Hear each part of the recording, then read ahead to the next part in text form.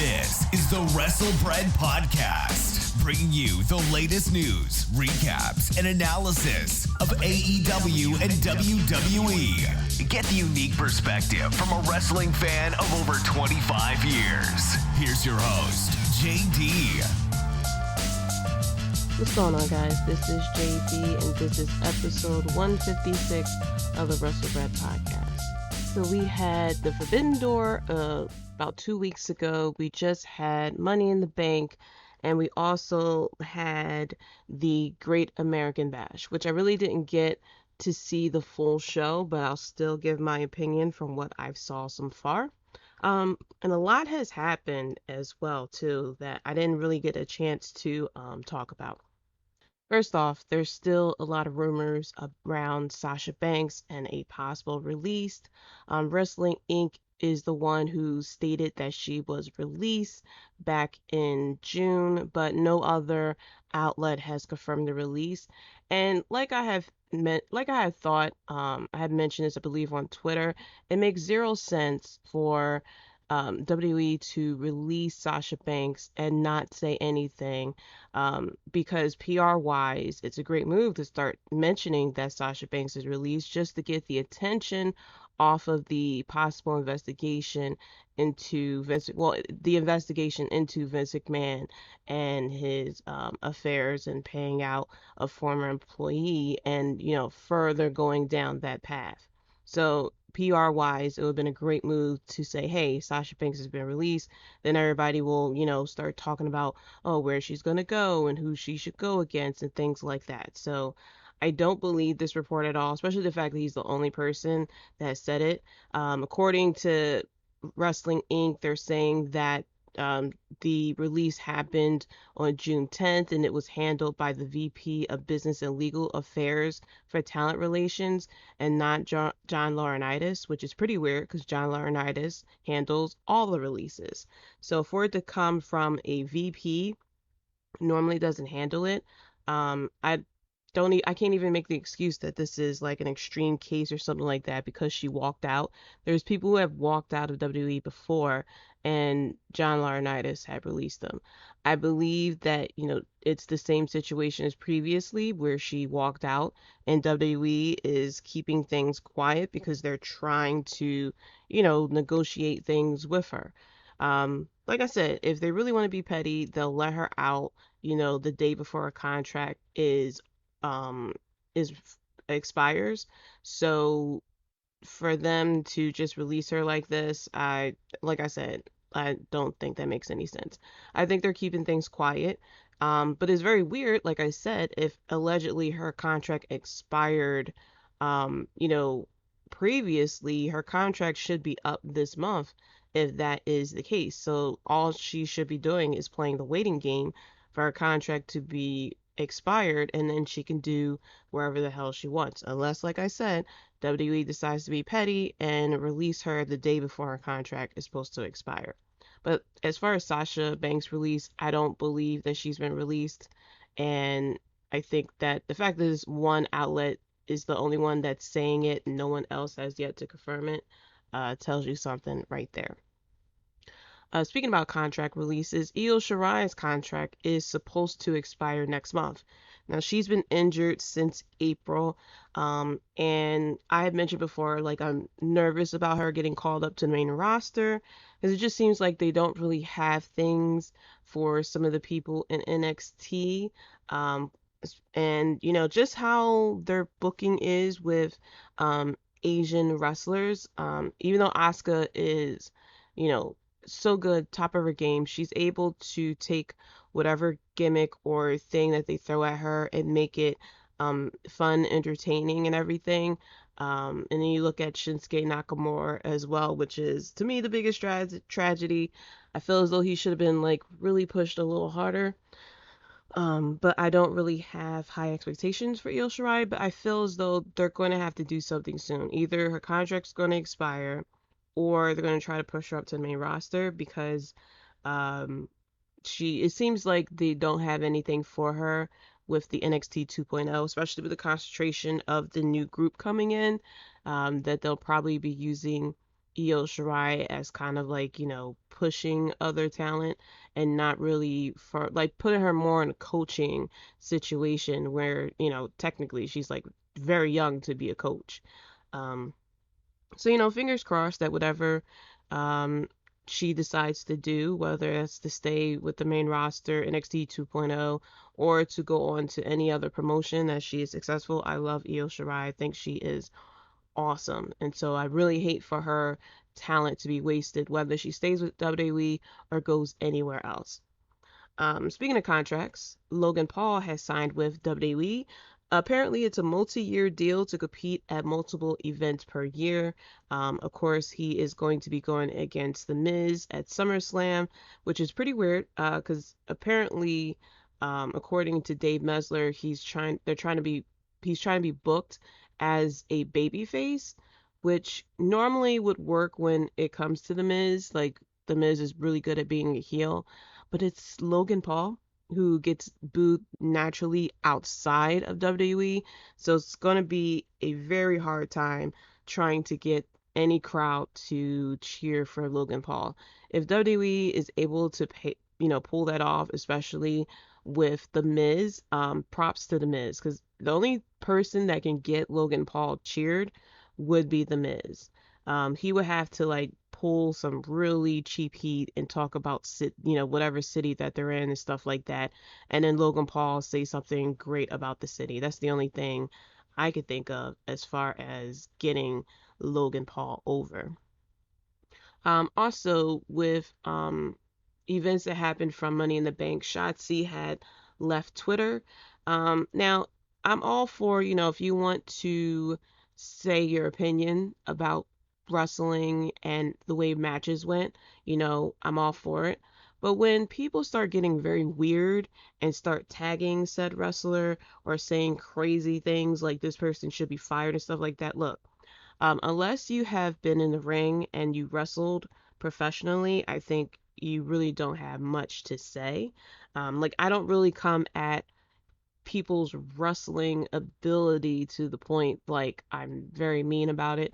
I'll say that someone's green, someone needs, help or more training or something like that, or they're not being presented properly. But to sit there and say someone should be fired is a bit much. But she had came onto Twitter because because of things that the people had said that she should be fired and things like that, and DMing her and stuff.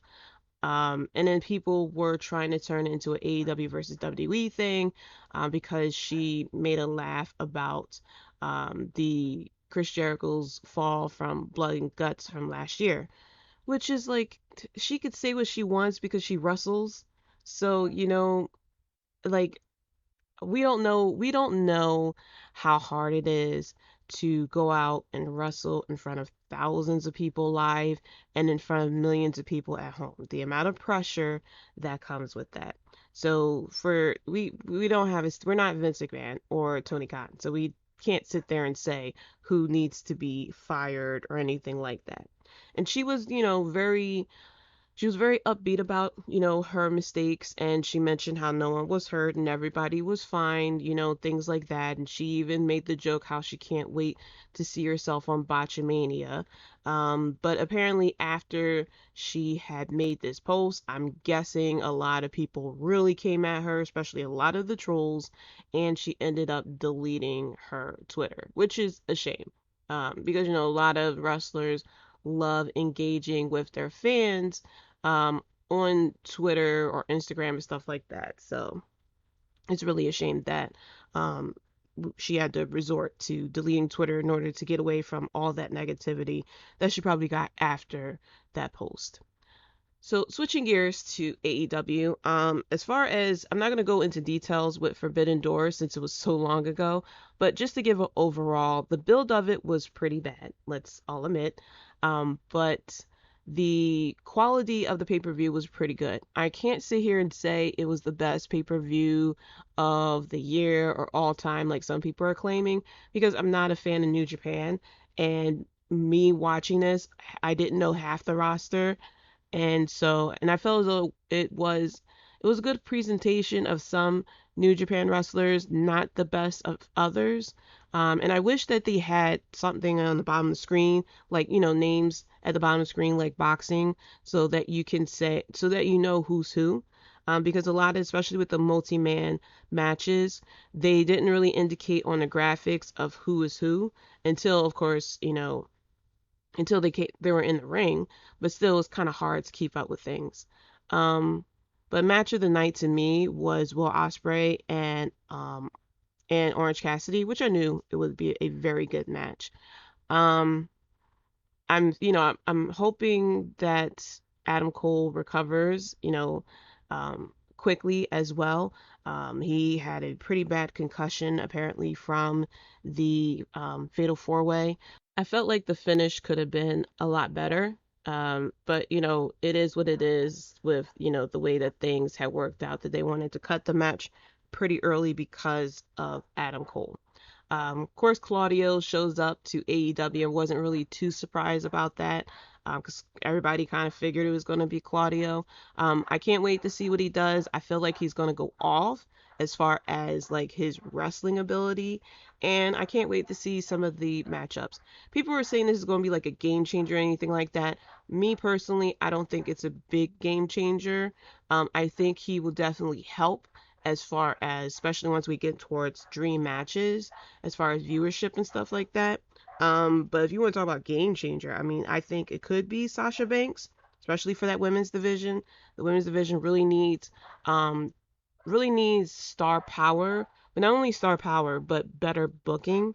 Because we're running out of people for Jay Cargill. And right now we're down to what, Chris Statlander, who I think she already defeated, and then Athena, who hasn't been who hasn't, to my opinion, been built up strongly enough to say, yeah, she can take out Jade Cargill. I feel as though we need to see her in a couple of more matches and stuff like that before we get to that point.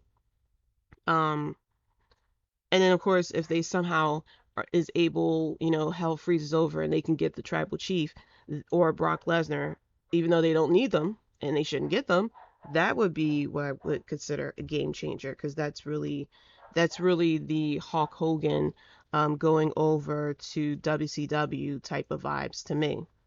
Um, but yeah, overall, like I said, it was a pretty good pay-per-view.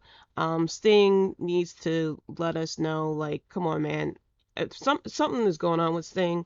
I would like to know what it is so I can do it too.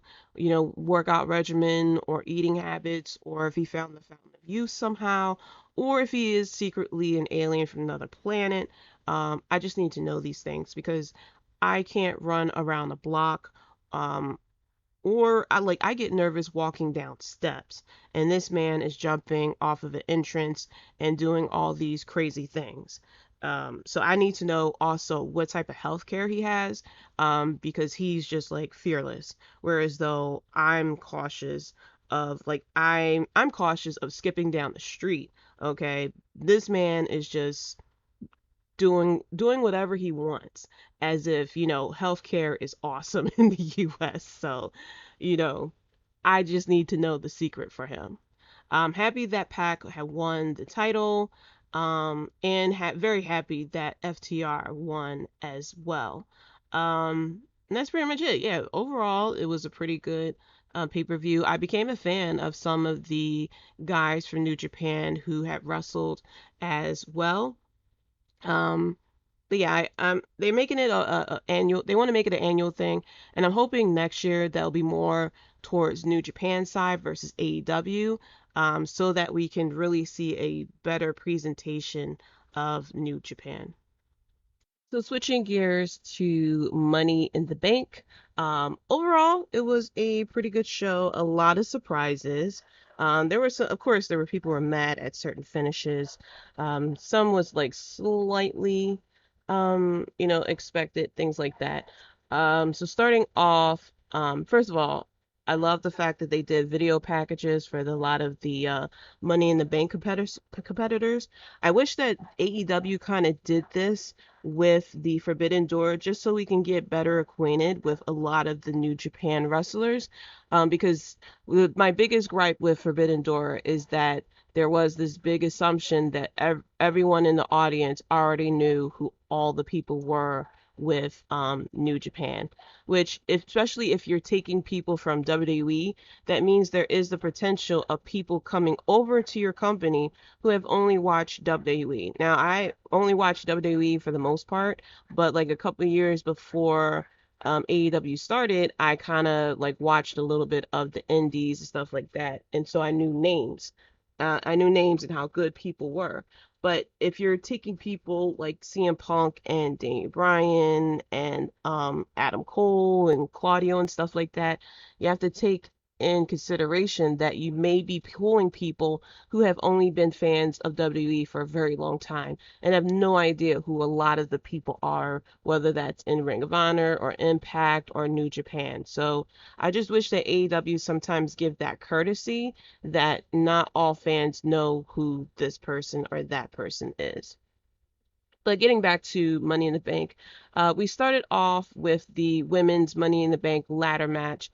Lacey Evans, Alexa Bliss, Liv Morgan, Raquel Rodriguez, Asuka, Shotzi, and Becky Lynch. The match was a bit sloppy, I have to say.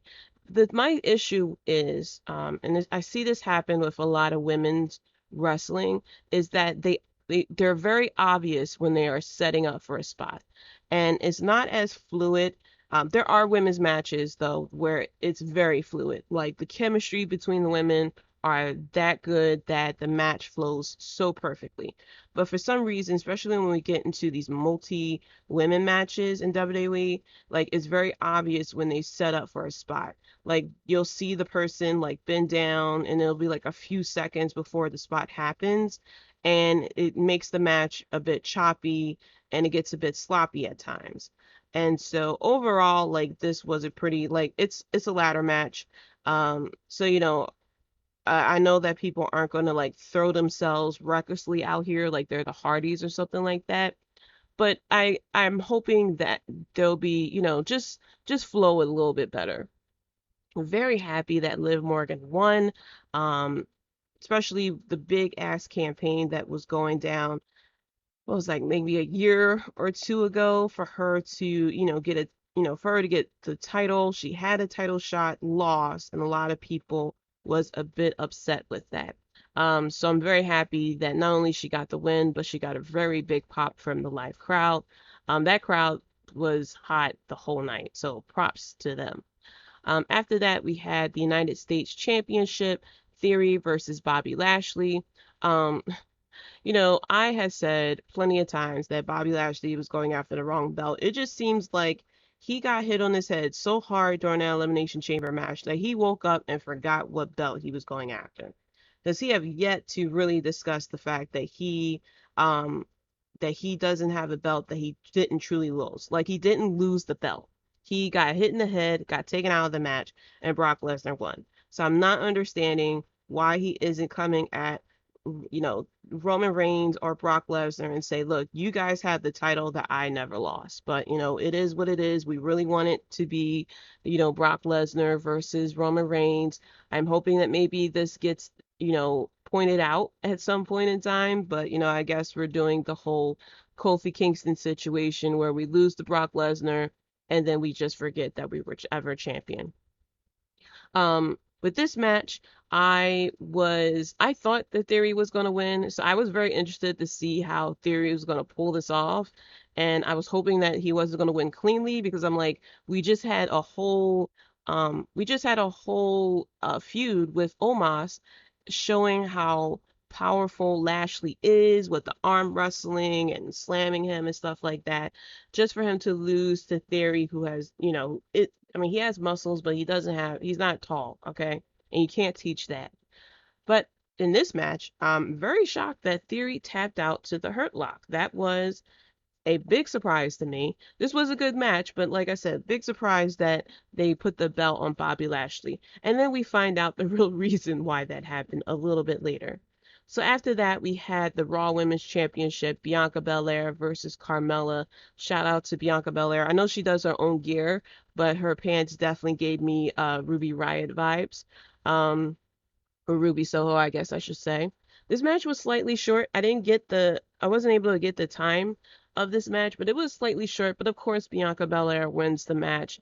And it seems like Carmella attacked her after the match, so it looks like we're going to continue this feud for some reason. I don't know how many times Bianca Belair has to beat Carmella in order for us to kind of like, I don't know, do something else here. But, Bianca Belair wins. So after that, we had the match of the night, the Undisputed Tag Team Championship, the Usos versus the Street Profits. This was a great tag team match, which I fully expected. The Street Profits are really good. The Usos are really good. Of course, there were rumors that, they were going to break up the Street Profits. And I'm very surprised that they mentioned it on commentary that there were rumors that they were trying to break up the Street Profits. And they even mentioned it on NXT during the Great American Bash. I'm like, okay, so obviously you guys are gonna break them up. Apparently um, they want Montez to have a singles run, especially the fact that he got a bit more muscle on him. Um, and he's a high flyer and stuff like that. I feel bad for Angelo Dawkins. I really hope he doesn't get the Marty Jannetty treatment and just get like forgotten about because he definitely has improved too. Like I definitely remember his ass from NXT and I was just like, I was like, this isn't gonna work with this LeBron James wannabe type of situation, but he really had like grown into it, has gotten a lot better in the ring, and he's able to like no, he's not high flying or doing anything crazy like Montez Ford is doing, but however he is doing an awesome job as far as being more of that power in the tag team. Um, like I said, great tag team match. Of course, with the controversial finish that the shoulder of Montez was clearly up. And so looks like we're going to continue this feud more likely at SummerSlam, which I don't know if more likely the Street Profits are going to lose at that point and then we do the breakup. I would really wish that the Street Profits will win the title, but it is what it is. I'm here for it all. After that, we had a very weird vignette. At first it looked like it was Bray Wyatt because it had that very eerie feeling and, it was showing crosses and red lighting and someone walking with boots and stuff like that. But then I watched it again because I noticed a few things. I was like, why is there a look like a Olympic medal in the picture? I'm like, I don't think The Fiend or Bray Wyatt really had much to do with Kurt Angle. But then I watched it again, and then I noticed that there was an Olympic medal. There was a license plate that says Latino Heat. There was a sleeve like Jeff Hardy. There was a bunch of crosses in there and stuff like that. So it looked like this could be Edge coming back, which I get, but I don't get. Like I get that you want to like, I guess change his character and stuff like that. But the man just left like what, maybe 3 weeks ago tops.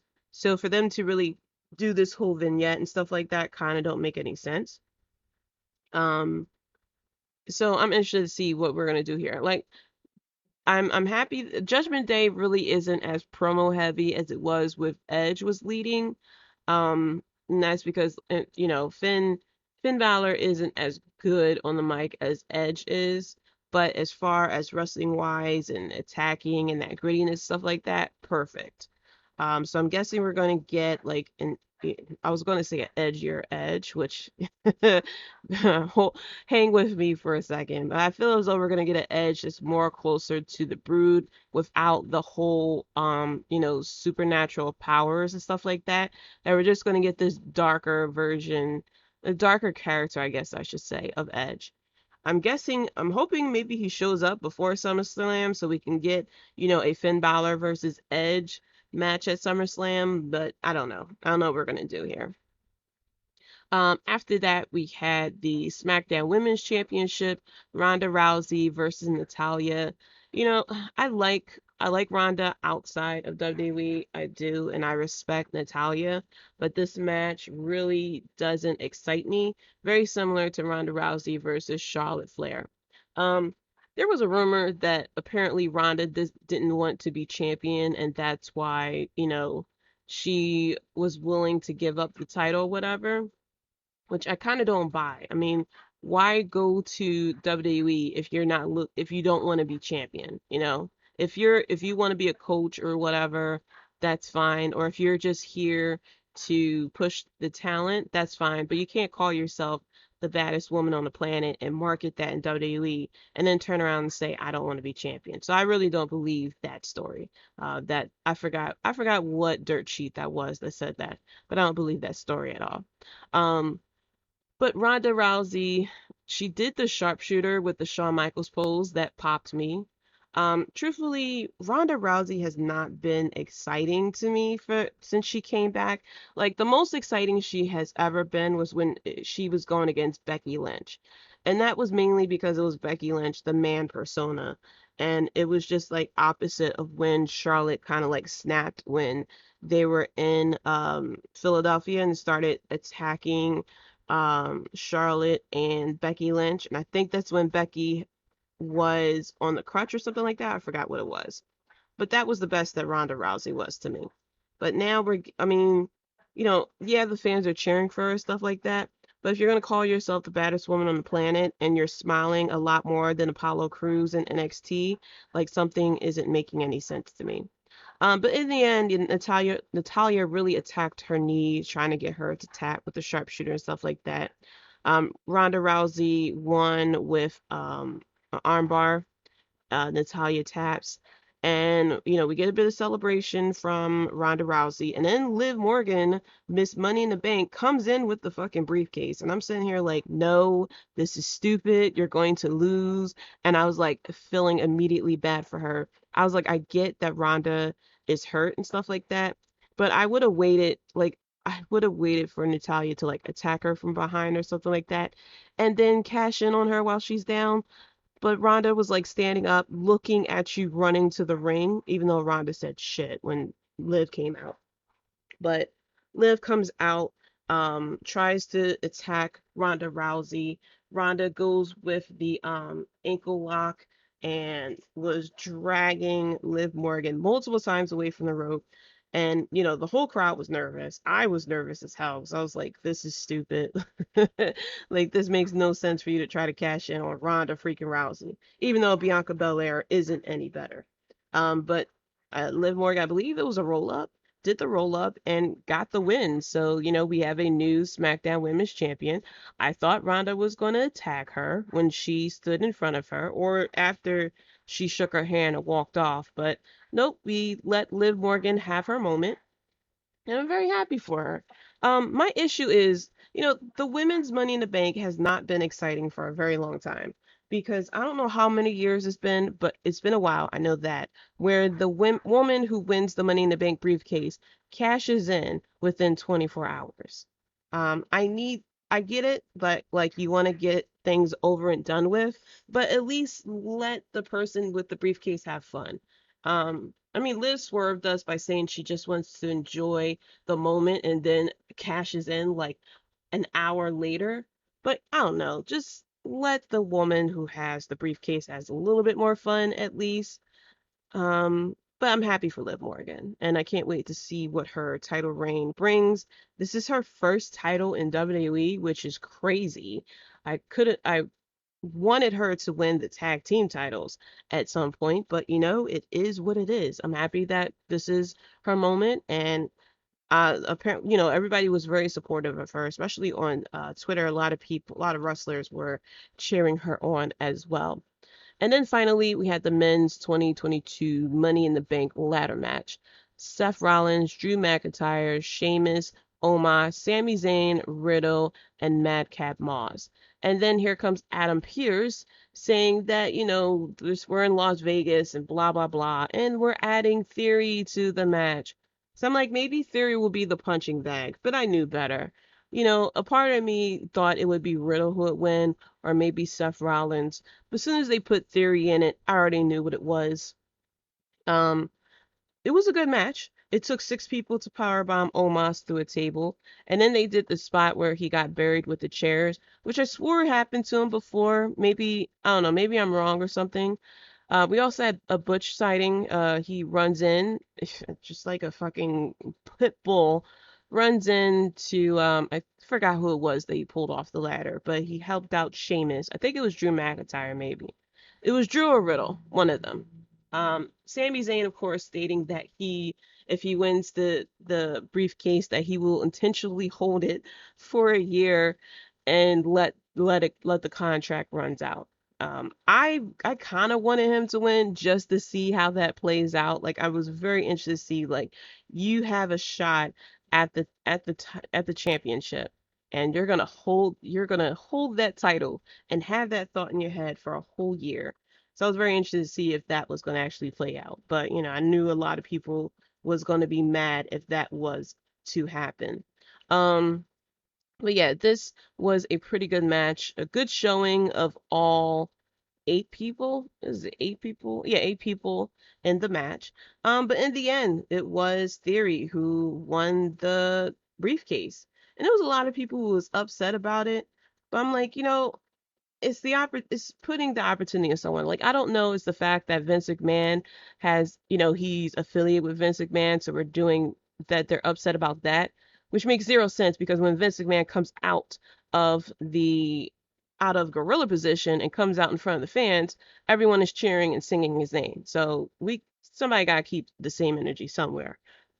I'm fine with it. I feel as though a heel is very good with the briefcase because they can sit there and tease it around and stuff like that and be a complete ass with it, which is what you're supposed to do with this briefcase.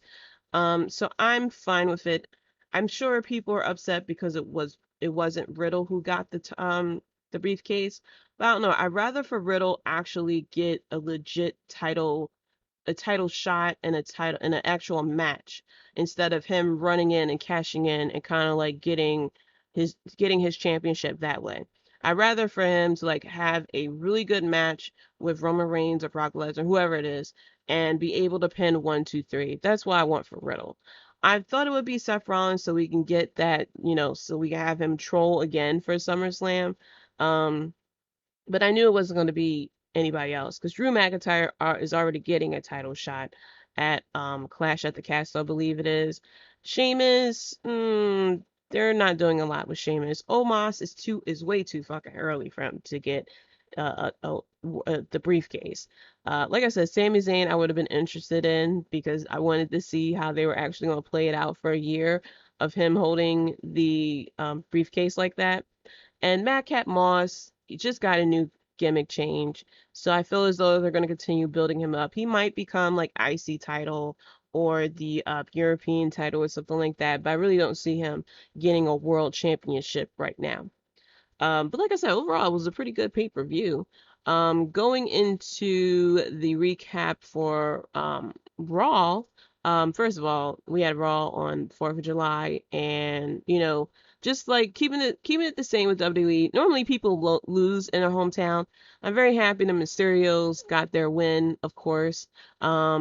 But however, America lost in their hometown with R-Truth coming out dressed up as Uncle Sam, and then Gunther and Red, who hates America, comes out and whips his ass and stands tall over an American citizen on 4th of July. Like that's WWE in a whole. If you were to ask me what is WWE, I say, look, WWE is the company that will have an American citizen come out dressed up as Uncle Sam, a black African American citizen come out dressed up as Uncle Sam, and have a German wrestler comes out who is champion and says he hates America, comes out, whips his ass, stands tall over him on 4th of July. That's what WWE is all about. Um, we also have on SmackDown, let me check my notes, the more vicious Viking Raiders. That's the trigger word. We're going to get as tired of that saying as we did for the word stupendous with the vicious Viking Raiders. Just to let you know, they are vicious, they're Vikings, and they like to raid. Um, and the SmackDown before Money in the Bank was very confusing because we had a battle royale that meant nothing. I thought it was used to find out who was the final competitor, and then so Baron Corbin won, oh well, in the words of Pat McAfee, bum ass Baron Corbin wins it, doesn't get anything for it, and then has to fight in another match again to try to get a shot to get into the Money in the Bank briefcase. And then we had the segment of the week with Max Dupree. Um, you know, and I said this on Twitter. It was LA Knight is such a toss up. That man oozes charisma. All you got to do, like, I get it, like, all you got, just let him do his thing. He is a relative of The Rock, obviously. We just don't know it yet, but I'm sure if LA Knight was to do an ancestry.com or something like that, we will find out that he's actually a cousin of The Rock because that man oozes so much charisma. Like he would have definitely have fitted in the Attitude Era. Like I would love to see him go promo for promo against The Rock. Will he win? No, but it'll be very entertaining. And instead of, just let him do his thing, we have him as Max Dupree. Now, the backstage segment between him and Adam Pearce are hilarious, of course. Um, but we have him as this model management person, and he's introducing people. Now, he's introducing people who really didn't get their chance to shine, so I'm appreciative with that fact that these people in his management are getting their chance to shine. But it's just like, I don't know. Sometimes WWE loves to remind us that this is actually a kid show and that we are sometimes a little bit too old for this shit. And this was kind of like one of them segments. We had Mace, who is Monse, and first of all, the walk was horrendous. I need him to check out a couple of more YouTube videos on how to walk. Um, and then we had Mansoor, who is now Mansoor. And I'm happy for him because he's now finally getting more TV time. Even though he was giving TV time with Mustafa Ali, but I'm happy that he's getting TV time again because he kind of was like mixed up in the shuffle once Mustafa decided to not wrestle anymore. And they're trying their best. They really are. They look like Disney villains going to high school. Um with the way that they're posing and stuff like that. But my biggest question is how is this going to translate in the ring? I don't know how this is going to translate into the ring because that's the part that confuses me.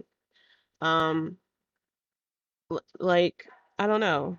I don't know what we're doing from here, but we're having a segment this SmackDown, apparently, with them showing off a jewelry collection. And I'm like, what is this got to do with WWE? Can we just say that, please? I mean not WWE, but what does this got to do in the ring? Like, how are we doing this? We're not saying anything. Um, but yeah, that was my 2 cents. And then also back to Raw, we had Otis who threw up on, well, it was supposed to be, I guess it was supposed to be Chad Gable, but it was more the referee than it was Chad Gable. And I don't know how far that throw up projected. It looked like it went to the crowd, which I would have been pissed off if I paid $1,000 for front row floor seats and I get whatever the hell that was in his mouth thrown at me. 'Cause first of all, COVID. Second of all, it's disgusting. Without COVID, pre-COVID anyway. Um, but yeah, I don't know. Sometimes I'm glad that I didn't see it live because I wasn't eating, but I'm glad I didn't see it live. Um, but yeah, overall, Raw was pretty good. It was pretty good. SmackDown, I don't know what's going on with SmackDown nowadays. It's just like we just throwing things to the wall, it feels like from time to time. Like things aren't making sense. It's just like back in the day when people were very up on SmackDown and SmackDown was becoming very popular and WWE didn't like that and so they decided to just make do dumb shit on SmackDown and then try to make Raw a better show. And then people still considered SmackDown anyway. But getting into the Great American Bash, from what I've seen, it was a pretty good show. I missed the women's tag team championship, But, I see that Cora Jade and Roxy Perez had won. And then Roxy Perez is now cashing in her breakout tournament for a shot at Mandy Rose, which I thought was her cashing in for the tag team titles, but I guess not. I guess they just decided to give them a title shot anyway. Um, Now, I'm admitting I don't watch NXT 2.0 on a consistent basis. So if they did explain that the title shot for the tag team championships was given to her without her cashing in the briefcase, I definitely missed that. Um, but shout out to Carmelo Hayes for honoring Allen Iverson with the ring attire, Sixers all the way. I'm a big fan of Carmelo Hayes. I think he has such a great future with WWE if they book him correctly. If they continue to book him correctly, all is well. But I'm hoping that they don't make him into some type of joke, like have him as serious as he is right now.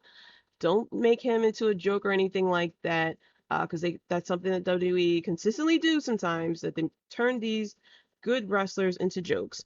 But it was a good match between him and Grayson Waller as well. There was a QR code that popped up. I scanned it, and then all it said was 8, 10, 11, which I have no idea what that is. That's not even the date, first of all. And I was trying to think like maybe it's words of the alphabet, but that made any sense because that's HJK. And I can't think of anyone whose names is initials are HJK. I can see HBK, but not HJK. So I don't know what that meant. Um, let's see what else. I saw bits and pieces of the Braun Breaker match, and that the ending of that, I knew that Braun Breaker was going to retain his title, but now we have someone coming back. I saw the vignette before because I saw parts of, I think it was the Go Home show for the Great American Bash, I think. But Jordan Devlin is here, who has been renamed JD McDonough. I don't know how to I don't know how to pronounce the last name. I didn't even double check it.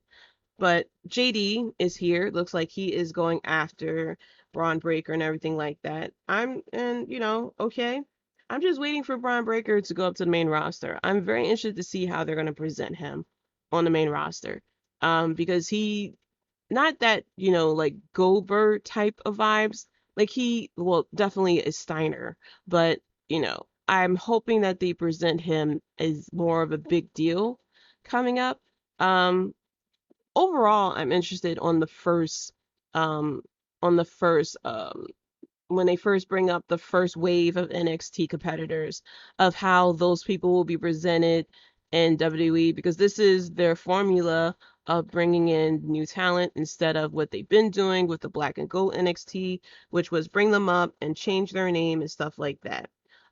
So I'm hoping that, we get something, we get something better than what has been presented, that they keep their names and stuff like that. If you want to switch up the gimmick a little bit to make it fit more for the main roster, okay.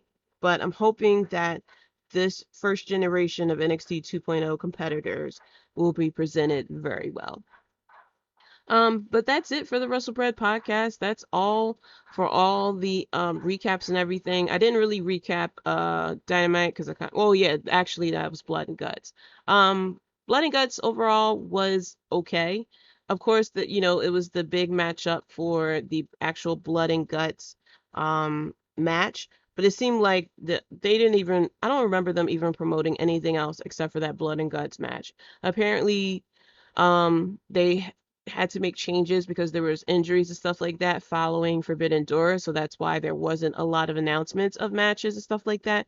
But like that first hour was very dismal, like, with the matches. Like I even forgot what matches there was before that Blood and Guts match. But the Blood and Guts match was pretty good. Sometimes AEW and especially Jon Moxley loves the blood, loves the bleed. Sometimes it's very unnecessary. I expected it, of course, with this match because it's blood and guts. You have to have blood and, well, not the guts part, but I guess the guts to go through this match. But I expected the blood part. And the crazy spot, of course, with Sammy. I was about to say Sami Zayn. Sammy Guevara flying off the top of the cage onto a table below. And then we kind of got a bit of a beef with Eddie Kingston, Cesaro, not Cesaro, with Claudio. Of course they have real life beef, but it seems like they're keeping it calm for the match. But it seems like it went back up after the match because Eddie Kingston really wanted to whoop um Chris Jericho's ass, but Claudio just wanted to win the damn match. Let's pack this up and go on home. um but yeah, we have Dynamite coming up as well. I didn't even see what matches were announced for that or anything like that. We also have Ring of Honor's having a pay-per-view later on this month too. The speculation is that they have this pay-per-view because there is an actual TV deal and that will be possibly announced at Death Before Dishonor is the name of the pay-per-view. So it sounds like, they'll have a TV deal, which I'm very happy for. Yes, there'll be a lot more damn things to watch on a weekly basis if you're a fan of WWE and AEW, but I have to see what time it comes on. I may either watch it live, depending on the date and time it comes on, or I just may watch fucking recaps like I do sometimes with NXT and sometimes even with Raw. So, because I sometimes it's a lot of damn wrestling on TV. It feels like a full-time job watching like what 10, 20 hours of wrestling from time to time, especially when WrestleMania was one night only. Um, but yeah, I'm excited. But I am excited to see what is coming up. This is the summer of wrestling. We're gonna get a lot thrown at us, especially with SummerSlam coming up. This Ring of Honor pay-per-view. We're working towards All Out now as well. Um, so yeah, can't wait to see what happens. But like I said, now that's it for the Wrestlebread podcast. Thank you so much for listening. Shout out to Julian Rob Bates from Wrestling Court Podcast and AlternativeMinds.com. Keita and Jay from the Keita and Jay Show. Chris from We Talk Next podcast, which is featured on the Keita and Jay Show. Nando and Larry from Half K Podcast. Devin Feast from Clark Street Wrestling. And special shout outs to Straight Talk Wrestling, Circle Debate, and Top Rope Wrestling podcast as well. Coming up next week, we are marching through to the Ring of Honor pay-per-view and all of the continued fallout from Money in the Bank, and now we're working towards SummerSlam. And so I'll be doing my recaps of everything as well. Be sure to hop on Twitter and follow me at JDC137 and follow the podcast on Twitter at Wrestlebread as well. Be sure to click the links in the bios for the Instagrams, the Facebook, and the YouTube channel. Make sure you subscribe to that. Right now, it's only audio episodes until I'm able to really get a schedule down as far as when I will be able to release more video things. Like I was doing the slice from JD for a little bit of a while, but timing as far as my recording got a little bit off, especially once I had caught COVID. So I'm just slowly trying to get back into the gear of things with the podcast and in life in general, because when you get, like, if you never had COVID, when you get COVID, you have to quarantine, stuff like that. And it really takes a havoc on you. Sometimes you feel very tired and stuff like that. And you just get thrown off. And so even though like it happened a month ago, I'm still like kind of recovering mentally and trying to get things together. So I'm very appreciative of your patience with all this, but just give me a moment and I will get it all back together. But leave a review. Let me know your thoughts, how you felt about Money in the Bank, how you felt about even Forbidden Door and the Great American Bash as well. And let me know what you think of what's going to happen at SummerSlam. And until next time, guys, peace.